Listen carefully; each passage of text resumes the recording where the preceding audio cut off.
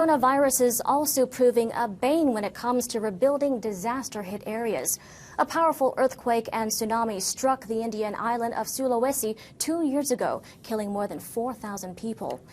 NHK World's Ferdinand Karsten reports on an area struck first by a catastrophe and now reeling from the impact of the pandemic.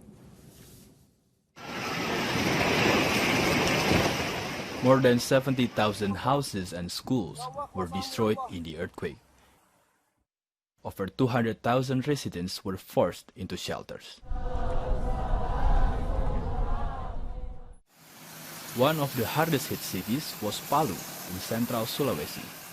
Nearly 1,200 households now have permanent homes, thanks to ongoing recovery work. But many more people remain in temporary facilities. I've been here for over a year, and it's tough. My life no longer has a foundation.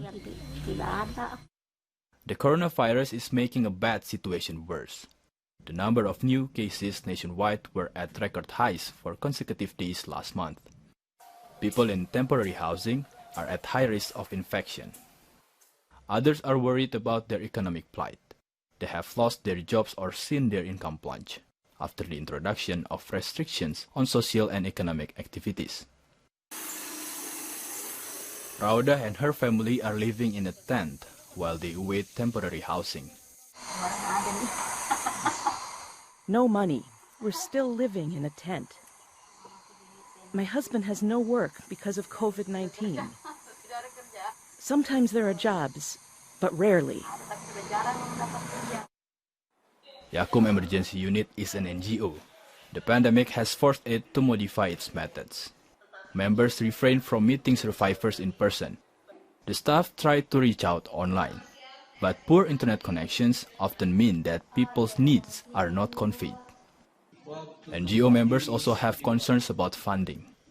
Before the pandemic, the local government's budget was dedicated to the reconstruction project and improving people's lives. But now, a portion of that money is allocated to dealing with the coronavirus.